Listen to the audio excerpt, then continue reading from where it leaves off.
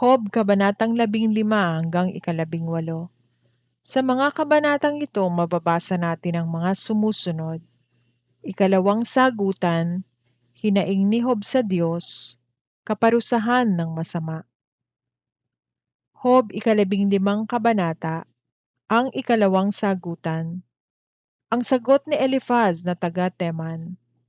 Mga salita mo'y pawang kahangalan, ang sinasabi mo ay parang hangin lang. Ang sinasabi mo'y salita ng isang hangal. Di ka may liligtas ng salitang walang saysay.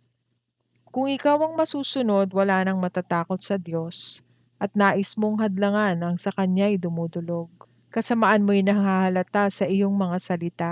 Nais mo pang magtago sa mga salitang may daya. Kaya nga ang humahatol sa iyo ay hindi ako. Salita mong binibigkas ang humatol sa iyo. Akala mo ba'y ikaw ang unang taong isinilang? Nauna ka pa ba sa mga kabundukan? Naroon ka ba nang sabihin ng Diyos ang kanyang plano? O sa palagay mo'y ikaw lang ang may talino? Ano ba ang alam mo na di namin nalalaman? Lahat ng naiintindihan mo'y amin ding nauunawaan. Ang mga may uban sa buhok ay aming kasama, mga taong matatanda pa sa iyong ama. Inaaliw ka ng Diyos, ngunit ayaw mong pansinin ang banayad naming payo na sa puso ng gagaling. Bakit nagmamatigas pa, ipinipilit ang sarili? Mga matay nanlilisik kapag tinitingnan kami.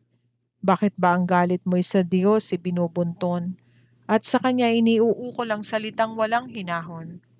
Sino ba ang walang sala at malinis na lubos? Sinong isinilang na matuwid sa harap ng Diyos? Kung doon sa mga anghel tiwala ng Diyos ay di lubusan, kahit silang nasa langit ay mayroon ding pagkukulang. Gaano pa kaya ang taong nasanay sa kasamaan, laging uhaw sa masama at hindi tama? Makinig ka at sa iyo'y aking sasabihin, ang lahat ng nakita ko at naabot ng paningin. Mga taong matatalino ang sa akin ay nagturo, mga katotohanang inilahad ng kanilang mga ninuno. Ang lupain ay sa kanila lamang ibinigay, at walang dayuhan na sa kanila ay nakipanirahan. Ang taong mapang-api at puno ng kasamaan, laging nasa ligalig habang siya'y nabubuhay. Lagi siyang nakakarinig, nakakatakot na tinig.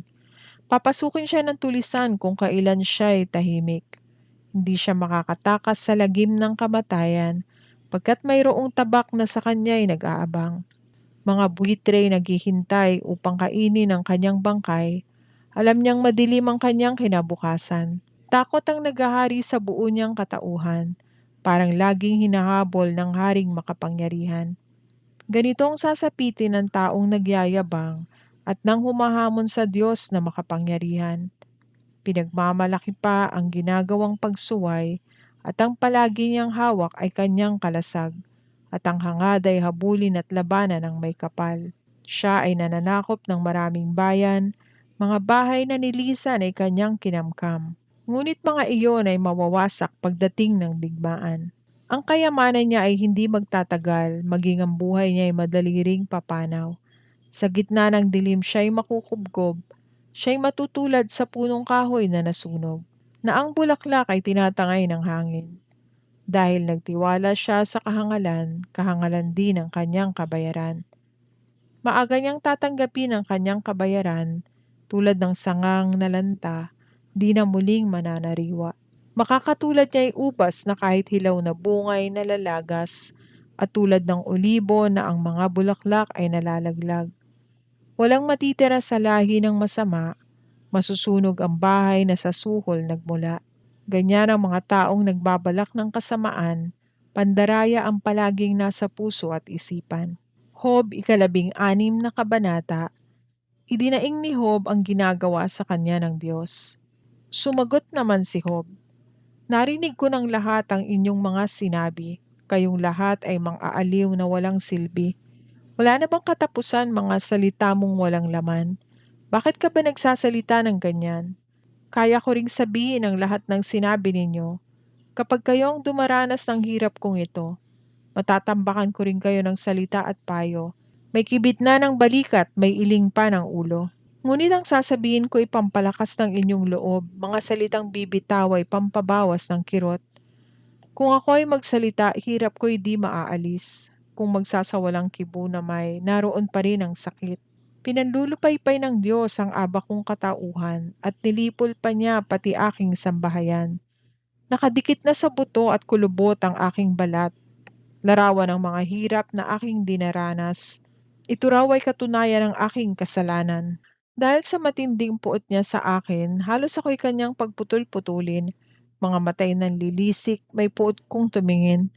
Nilalait ako ng mga tao, pinapaligiran at sinasampal ako. Pinaubaya na ako ng Diyos sa masasama. Pinabayaan sa mga taong walang awa. Sa aking pananahimik, ako'y kanyang ginambala, sinakal, dinurog at pinuntirya ng pana. Tinatamaan ako ng pana sa kabi-kabila, sugat ko'y malubha, ngunit wala pa rin siyang awa. Paulit-ulit niya akong sinusugatan, para siyang mandirigmang galit na galit sa kalaban. Ako'y nakasuot ng damit panluksa, nakaupo sa alikabok, kataway ng hihina. Sa kaiiyak ko'y pula na ang aking muka, mata ko'y wala nang makita pagkat namamaga. Wala naman akong ginagawang masama.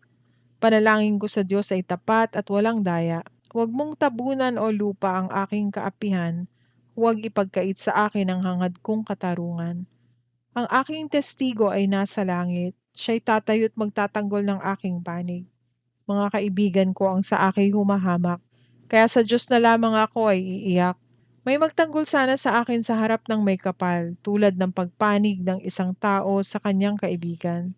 Pagkat ilang taon na lang itong aking itatagal, ako'y papunta na sa huli kong hantungan. Hob, 17 kabanata. Gulong-gulo ang aking isipan, bilang na ang aking mga araw, hinihintay na ako ng libingan. Pinagmamasdan ko ang sa akin ay lumalait, mga salita nila'y lubhang masasakit. O Diyos, ako'y tapat, kaya sa akin magtiwala, ikaw lang ang makapagpapatunay sa aking mga salita. Isip nila'y sinarhan mo upang di makaunawa.